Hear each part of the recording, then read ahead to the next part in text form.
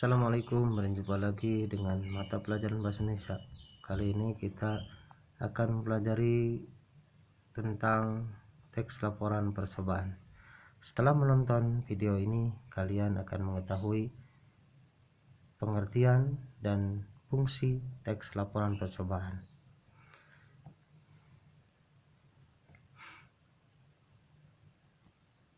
Sebelum ke pembuatan teks laporan percobaan, kita harus tahu dulu tentang pengertian teks laporan percobaan tersebut. Di dalam teks laporan percobaan itu ada 3 kata, ada teks, ada laporan, ada percobaan. Yang pertama teks, itu kalian sudah mengetahui apa itulah teks. Teks itu adalah tulisan, berupa tulisan. Yang kedua laporan. Laporan adalah segala sesuatu yang disampaikan oleh seseorang, baik berupa lisan atau tulisan, yang berisi kegiatan yang sudah dilakukan ya. Sesudah dilakukan kita laporkan. Waktu dulu di kelas 8 kita mengetahui tentang laporan ya. Melaporkan, menyampaikan sesuatu hal yang kejadian atau peristiwa. Itu kita mengetahui dari kelas 8 gitu ya.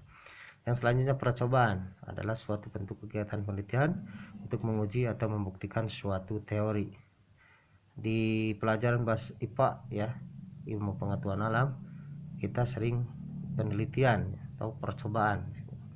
Hasilnya nanti diuji, dibuktikan oleh sebuah teori. Jadi teks laporan percobaan adalah bentuk teks atau tertulis yang berfungsi untuk menyampaikan hasil kegiatan percobaan tersebut yang sudah diuji dan dibuktikan teorinya. Itu. Yang selanjutnya ciri-ciri teks laporan percobaan. Harus objektif. Kenapa harus objektif? Karena objektif itu menyampaikan informasinya atau data sesuai dengan keadaan yang sesungguhnya. Bacakan misalnya ini, kamu sedang menguji perbandingan vitamin C pada buah jeruk dan stroberi. Kamu menduga buah jeruk punya vitamin C lebih tinggi daripada stroberi. Ternyata setelah dilakukan percobaan hasilnya tidak sesuai dengan dugaan tadi. Nah, hasilnya nanti kalau kita laporkan harus sesuai dengan yang bukti tadi. Kalau tidak sesuai, ya tidak sesuai disampaikannya, itu disebut objektif. Yang selanjutnya berupa fakta. Fakta itu bukan pendapat, karena ada dua, ada opini dan ada fakta. Kalau opini itu pendapat, hasil ya. Kalau fakta itu yang sudah terbukti.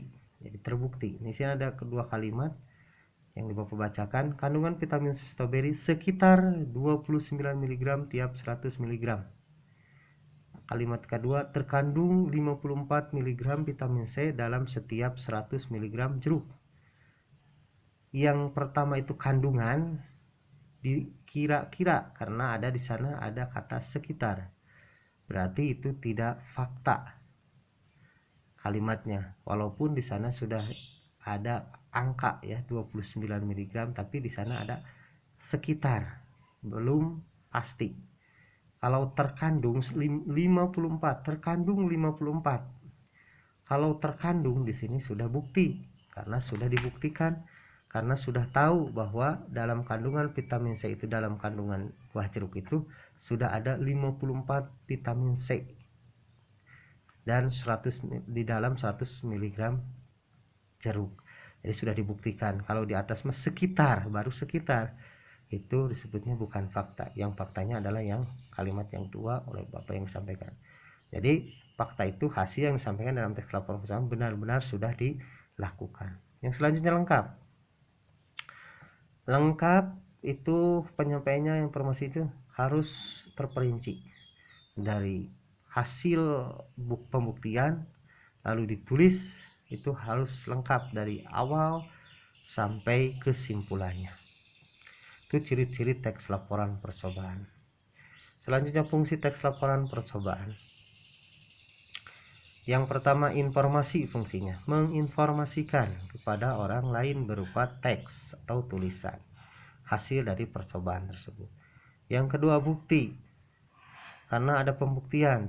Sebelum dibuktikan, jangan dulu dimasukkan kepada laporan atau teks laporan tersebut karena belum diuji. Contoh, bakso itu mengandung borak.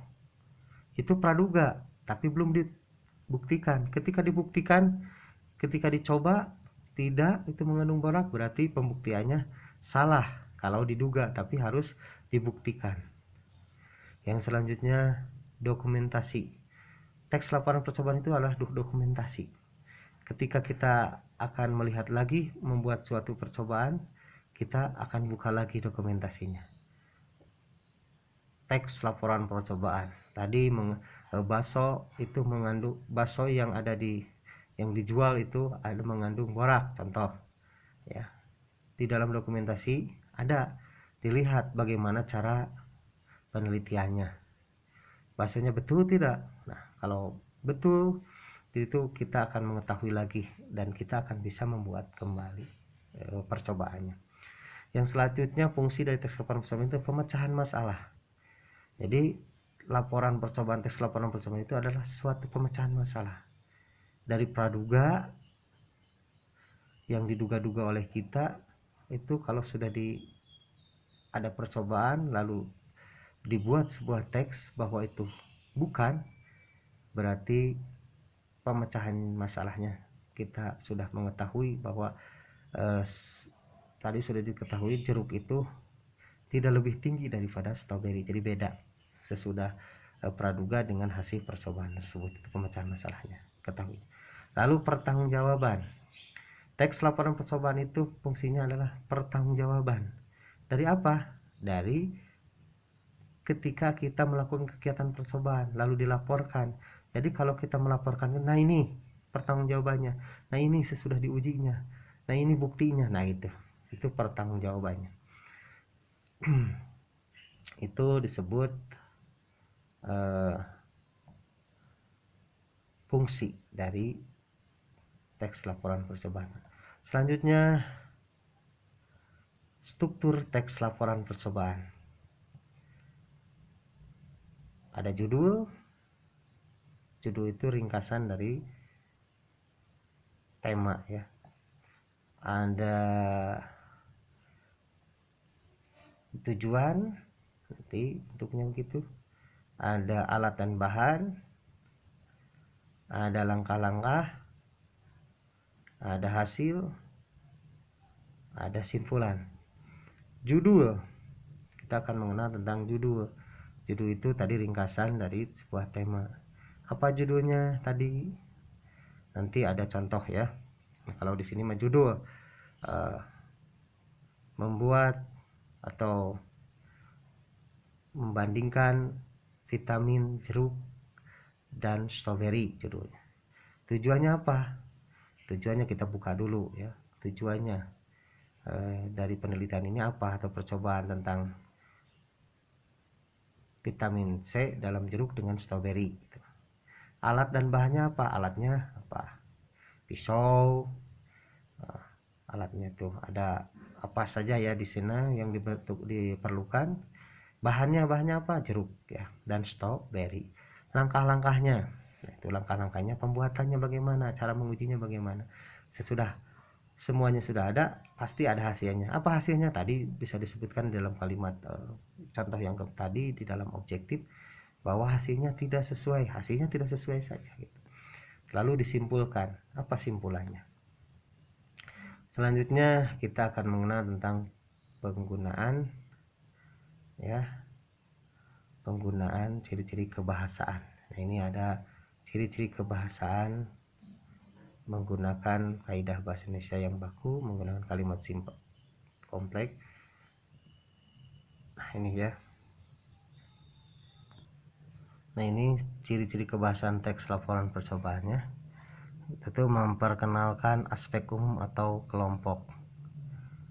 Adanya urutan kegiatan, menggunakan kata kerja aktif, menggunakan kata serapan atau istilah khusus, menggunakan kata benda, biasanya disertai foto, diagram, atau tabel. Yang selanjutnya menggunakan kalimat aktif, itu kebahasaan. Kita lanjut langkah-langkah membuat teks laporan percobaan. Kita membuat judul dulu ya. Yang pertama membuat judul. Yang kedua menyusun kalimat pembukanya dari dalam tujuan tadi ya. Yang selanjutnya menyusun isi laporan. Isinya alat dan bahan itu isi ya dalamnya. Cara membuatnya, langkah-langkahnya itu isi laporan.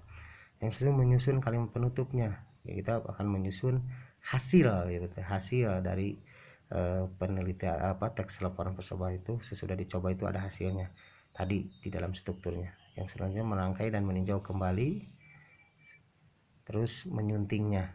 Kita merangkaikan, sudah merangkaikannya, menyusun kalimat penutup itu dalam kesimpulan, terus meninjau kembali kalau ada yang salah lalu disunting atau menyuntingnya.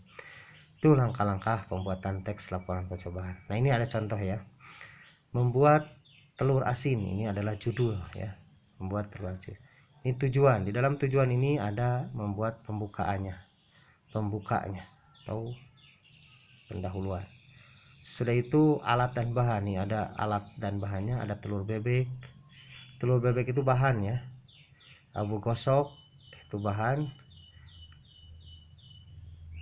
Terus tanah liat, ada garam, ada amplas, ini termasuk alat, amplas juga. Ada tanah liat, alat juga ya. Untuk ini bahannya telur bebek, bahannya adalah telur bebek. Alatnya abu gosok, tanah liat, terus garam dan amplas ya. Selanjutnya langkah-langkah pembuatnya bagaimana? Ini ya. Kalian baca ya nantinya. Terus hasilnya. Nah, ini penyusunan, ini hasil. Ini hasilnya harus sesuai ya. Kalau tidak bisa tidak berhasil, tidak berhasil ya. Terus ada kesimpulan, simpulkan dari hasil penelitian tadi, di percobaan tadi, lalu disimpulkan di sini ya. Terima kasih ya. Sampai berjumpa lagi dengan mata pelajaran bahasa Indonesia minggu depan. Semoga bermanfaat dan pahami nanti tugas praktiknya menyusul. Terima kasih.